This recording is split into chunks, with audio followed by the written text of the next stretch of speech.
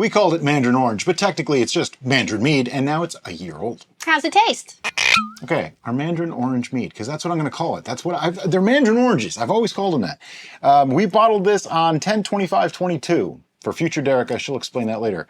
And it is 15.4% ABV and ended at 1.010 final gravity. I don't know if that's from fermentable or non-fermentable sugars. If we pasteurize it, we just don't know. And there's a reason we don't know. That way there's no bias. But what do we have to do now? We have to get this into here. And how do we do that? The pour cam.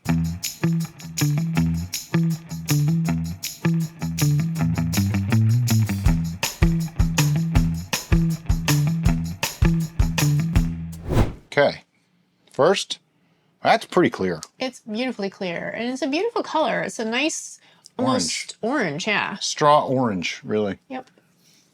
It, yeah, I'd say it's like a 9.5 clarity-wise. It's not absolutely perfectly crystal clear, but it's clear. It's pretty darn close to perfection, in my opinion. We don't really, I mean, we talk about clarity, but I think sometimes we put too fine a point on it. It's not ultimately that important to us. On the smell, I am not getting the offensive fermented orange smell. No, I get honey orange. Which is making me really happy because I really don't like that smell. Honey orange, that's what I'm getting here. It is a potent... Oh yeah, it's got some aroma. Aroma. It's aromatic. It smells lovely. It does. I'm even getting a little bit of floral, like almost like the orange blossom rather than just... It might be a wildflower and orange blossom honey. It's true. It doesn't smell sickly sweet. It does not. And it's 1010, 1.010. I wouldn't expect it to. But there's a honey character already in the smell. And that's actually really cool. It's nice when you can get the flavors and smells that you want in it. And now we'll find out, does the taste match? Yes. That's an important aspect. Totally matches. Mm-hmm. It's very smooth. It's rounded in the mouth. It's got a lot of viscosity. It's rich. Yeah. I have a vague recollection that I did not like this. Yeah, you weren't crazy about it. My opinion of it has changed after a year. Sorry to interrupt the video, but I wanted to tell you about the City Steading VIP Club. It's a super friendly bunch of brewers who get together and constantly help each other and share information. A large part of it is our private Facebook group where you can ask questions and get help. We also have Zoom meetings monthly for most tiers of membership. These hangouts are a great way to ask questions or just hang out with us and the other members. In addition, the higher tiers get their names right in our videos. So consider becoming a VIP. Now, back to the video.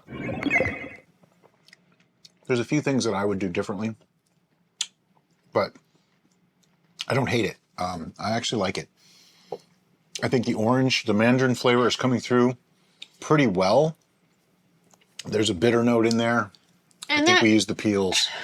I think we used the whole mandarin, to be honest. Well, I think the viewer that alerted us to the... Stephen Patrick. Thank you, Stephen. The bitterness in the mandarin orange peel is something that I think was working against us and what our vision of this was. We were envisioning sweetness. Yeah. And the ripe, juicy orange thing. Pretty sure this is the one that we used the peel. Right. If that's really how we did it with no juice, this came out wonderfully well after a year. Yeah. There's still a little bit of that peel bitterness, though. But after the aging, it almost goes into like almost a smoky note, but that's not the right word. I'm trying to think. I know what you mean. There's something that you get in bourbon a lot when they have the orange flavors, like even my favorite Scotch, Glenmorangie, has that kind of orangey, smoky, but not smoky. Yeah, I see what you're saying. I don't know what the right word. I'm not getting it as smoky, though. I'm trying to think of I don't know what the right word is. It's a slight bitter note. The little bit of sweetness that we added is actually overcoming that quite nicely, though. It's working against it.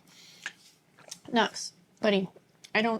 Yeah, smoky is not the right word, but I can't think of another word. Like, I'm reaching for, is it like oaky? What is it? There's something, I hate it when I can't come up with the right word. It's almost earthy, but it's not earthy. Sorry, you're on your own. Man, normally you're my go-to guy. Yeah, I'm not coming up with the word that you're thinking of. I get a little bit of the sweetness. I'm getting the orangey flavor. I'm definitely getting the honey character coming through. The honey is really working nicely with this. And that's what I mean. But I think the honey is actually taking away from the slight bitterness of the Mandarin. Did we salt this? Was this the one we salted? Recently? No, there was one that we salted pre-bottle, right? Wasn't there? I thought there was one we just did tests. No, we never put it in a bottle. Okay. Especially not a year ago. Oh, that's true. That's true. I'm sorry. I'm the natural blonde here. It's okay. I'm going unnatural. Yeah. Spoilers. I want more. I don't. Okay, this is kind of a conundrum for me. It's not exactly what I was hoping for, but it does have merits. It does, and it has layers, so it's not just It's a one note. also got some wispies. It's got some wispies. It's okay. Our new bottling system. We leave them for like 2 months, 3 months. Then we finally have a bottling day. That works a lot better. Yeah. So yeah, don't rush bottling, and that'll help you out on that issue. Not that it's a big issue, just do gentle pours. But just regardless, back to the flavor profile. I feel like this is a really great base. Oh, you mean you can add other stuff? But in my head, I'm like going in different directions. Like, I think this would be lovely spiced. Yep. For you. I think for me, sweetening it, but not honey sweetening. I think it just needs like some sugar I don't want to sweeten it. I want to add acid to it. in It there. needs that sharpness, that brightness. Of course. That's what's missing. It feels dull. You know me. I want to put Cointreau in this. But we have no Cointreau. We are completely out of Cointreau. We are Cointreau-less. Send me happy thoughts, people. I've offered to buy her more, show them.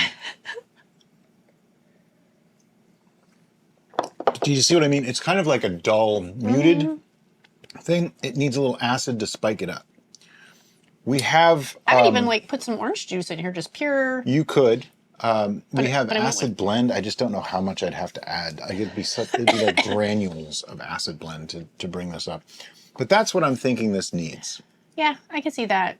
Even like a little bit of lemon juice. Yeah, the flavor I might be thinking about is it might be overly tannic. I don't And think so it needs a little punch of acid to brighten it up a bit. But I'm not getting a mouth pucker. I'm not either. I mean, getting just the right amount of mouthfeel. I think it's those bitter compounds that are in the peel of the Mandarin. Yeah. They've mellowed, so now it's kind of through the whole thing, but they've mellowed so much that now they're muting the flavors. You know what? Can we get a little bit of lemon juice and try that? All the lights are in front of the fridge. That's why I had that. If you see my eyes glance that direction, it's because everything I want is in there. Yeah. And it's all behind the light. But let me pour a little bit. For science. But actually, before we do that, we need to give scores. Okay, this is true. This is just not a repeatability or anything like that. It's our just brain thing just got in the way. We're like, what can we do? It's okay, because, hey, let's put it this way. There are videos. We make the rules, which means we can break them, change them, alter them, and completely reorganize everything that we do. But we do want to give you a score so that you get a good idea. Let me get into the present.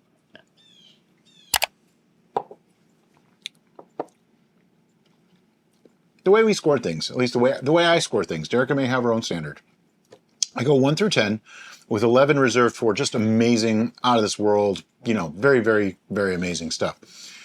1 is I probably would just dump it out. I wouldn't even keep it. Not worth drinking. Not poisonous or dangerous. No, it's just not good. 5 is kind of my cutoff at 5 is something that if I'm going down the shelf, oh, yeah, I'll drink that. Not necessarily what I thought of, but I saw it and went, yeah, why not? 10 is before I got to the shelf, I closed my eyes and thought about it and went, that's what I want. 11 is I thought about that yesterday and just haven't got it yet. Why am I not drinking this now? Right. So that gives you an indication of how I score them. Anyway. All right, I got a number. All right, I have a number 2. 1, 2, 3, 6. 6. I was debating on 6.5. So I went with 6, and I was debating lower, but I was thinking, you know what? This is really intriguing me. This is really inspiring me to want to go to the next step. And because I currently have an obsession with cocktails and being the mad scientist and putting all the things in different volumes just to find that perfect combination, this seems like a great base for a multitude of cocktails. It's a solid mead. Right. I mean, it's a solid right. mead. And so even though there's some things about it on its own that I don't like, I still would want to find it and pour a glass of it just so I could explore different variations of it, if that makes sense. Yeah, I understand that. So we've had a few people notice that our scores are different in the 1 year versus the earlier tasting. And sometimes it's lower, you know, that kind of thing. So they're like, oh, did it get worse? Well, not necessarily because, and I know we've said this a couple times, our tastes change and we're constantly learning. You know, the day you stop learning is the day you might as well just retire. I mean, it just, you know, we're always learning, which means our tastes are getting more refined. We're learning better techniques. We're learning more ideas. We're getting more ideas from you guys, especially. We get tons of input from the audience to what we're going to do next and what to do. And that makes what we thought was great a year ago maybe less great, or gave us a new idea. Like Derek said, this makes a great base. A year ago, this was meant to be the ultimate product for a Mandarin Orange Mead. Right. Now it's, well, I see how this could be used as a platform to raise it to other things. A year ago, I have a vague recollection that I couldn't get past the fermented orange flavor. And which isn't really present anymore. That wouldn't have worked for me at all. So regardless of whether my number is higher or lower now, the details, the verbiage that we're giving you beyond the number is probably what you should be paying attention to more than what number arbitrarily we pull out of the air and say, sure, this number. Our numbers are kind of like the pirate code. They're more of a guideline. So, we could talk about numbers and how they don't matter. I mean, you could narrow it down to 1, 2, or 3. Is it a 1? Is it a 2, which would be like anything from, say, 4 to 7? Or is it a 3, which means above a 7? This is like a 2 on that scale. We don't do that scale because she just did the scorecard. What is the scorecard, by the way? He always does that. He's like a waiter, you know? How's your food? That's right. You usually get shorter answers that way. Yeah. So the scorecard, you're not going to get a short answer now. So pour yourself a drink, sit down, relax, get comfy. All right, so the scorecard, or what I lovingly call it, the spreadsheet of doom, is where I compile all the information from all our videos that we ever have published, the brews that we've made, and all the pertinent information. So some of them are incomplete because I didn't have all the information that we have today because we did things differently when we started out. Because we've grown, we've learned, we've changed, we've adapted. And I might change the scoring again. Yeah, so basically it has the brew name, the bottling date, the ABV, the final gravity, the repeatability score, our initial impressions, both Brian and mine, our first year impressions, both Brian and mine, and that is it. A lot of info on it. It's a lot of information, and it's just growing and growing and growing, and We made a lot of brews. we did. And we didn't always score them. We didn't. And we didn't always give 2 scores. So if you see a blank, a void in the score sheet, that's why, because we didn't have that information. Yeah, 5 years ago, we didn't do scores. All right. We didn't put dates. We did, like, I was happy if I got a name on the list. It's kind of amazing how much things have changed. I mean, Yeah. really, Yeah. you know, and that's the whole thing. We're learning, we're growing, we're always trying to do better than we did last time. That is the best you can hope for. That's some life advice right there. That should be on my Brian Eyes channel. But life advice is basically, if you do something and you think you did well, next time you go to do something similar, just try to do better. That's all you got to do. Don't compete with other people. Don't compete with the world. Look at what you did and try to do better for yourself. That's all I can say. And don't forget to celebrate your successes. That too, yeah. I have a Brian Eyes video coming out on that. I have an idea. I'm not going to give it away. By the way, if you don't know what Brian Eyes is, it's my personal vlog where whatever pops into my head is what comes out in a video. I'm not as active over there because things don't always pop in my head that are worth putting on video. Sure. All right. So what we have done here is completely derailed, as is the way. So would you like me to go get some lemon juice and some orange juice to add to this? I would like lemon juice. I don't need the orange juice. I'll be right back. Okay, before anybody says, oh, you should use real lemon juice. This is real lemon juice. I'm just kidding. If you want to use fresh squeezed lemon juice from a lemon, please be my guest. We had this in the fridge. It's convenient and easy because I wasn't actually prepared to add acid to this. But what I'm doing is not adding a lemon flavor, which it's going to add a little bit, okay? I'll be honest. But what I'm actually trying to do is raise the acid level, which is to say I'm lowering the pH, which actually is helpful for preservation, but also can increase the life of the brew. This tastes a little dull, a little muted. A little sharpness, a little brightness into that flavor can really bring out flavors that we might not have noticed before. If you notice, I did not get the orange juice out. One, because my little puny arms aren't long enough to do the maneuver to get in there. The tripods for the lights are right in front of the fridge, and it would screw everything up. Like right now, the shadow on my face is probably just a little bit to the left because the light had to be moved. Also, because in further thought, I thought, you know what? I don't think orange juice is really going to do what I want this to do. The Cointreau, because it's syrupy and has that intensity of flavor, I think would have been a better option for what my brain is going to than orange juice. Well, Cointreau does a lot of things. Okay, it adds some alcohol, it adds sweetness, and it adds a strong orange flavor. I think in the right dose, it's going to accent, but with a little too much, it's just going to take over. Because this has similarity to Cointreau already. Yeah.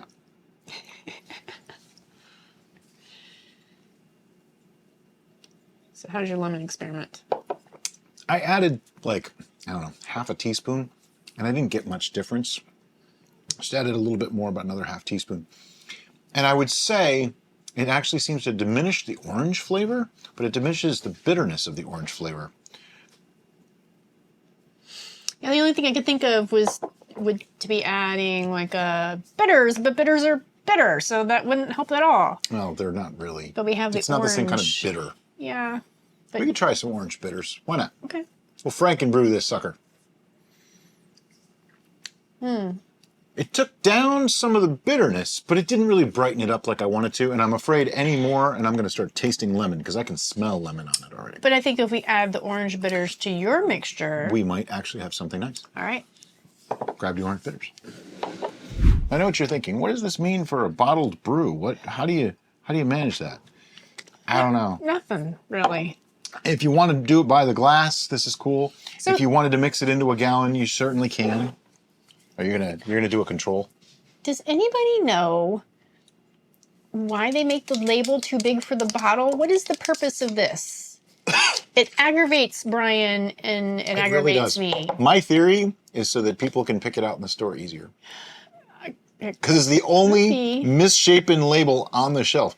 But when I was a kid, I always thought that must be crappy stuff because they can't even get good labels. I just thought like they had different bottle sizes, and so they just did one label. But this is They've been doing it this way for decades. Yeah. This is not like. If anybody knows the truth behind this, let us know in the comments below, I'm not please. sure that there is a truth. Inquiring minds want to know. Is that a do? I don't know. I don't think I put enough in. You're making a face. It's not. I'm not tasting it. And that's like 5-6 drops now. You'd have to put this whole bottle into a gallon to really see a difference. It's a powerful enough flavor in the original that you really have to put in a lot to overcome it. That's why I think the acid blend in the batch might have actually worked really well, because then you can add the acid without too much flavor. Because I have a balancing problem here. Add too much of this, I get a lemon flavor that I don't really want. Add too much of this, I get the orangey flavor that's already there, but it's a different orange. So that makes me think of something, and that is... I mean, this is a little bit better. Here, this mystery piece of paper right here. It's a mystery, so you don't get to see what it is. Oh, that's a whole different thing, though. We're not using mandarin in that. Yeah, we probably won't be using mandarin peels at all. But mandarin juice, mandarin fruit is totally fine. If I wanted an orange flavor, I'll use the orange peel. The aroma and mandarin juice on this is perfect. Yes, I agree. The flavor is close. Is it improved, or is it just like a lateral move? That's the thing. I'm not getting... That's undoctored.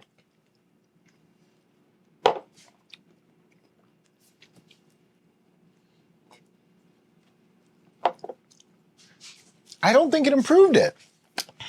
All right. I think the original was better. So this mystery thing... Let me, before you do that. Okay. Let me explain what I mean.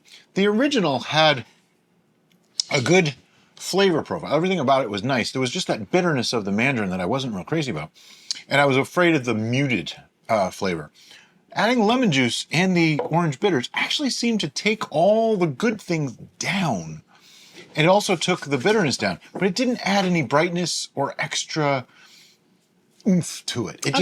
I agree. It muted it. I agree. It muted it even more, which doesn't even make sense. It shouldn't have done that, but it totally it's almost like there was some peaks and valleys and it just cut off all the peaks. Yeah.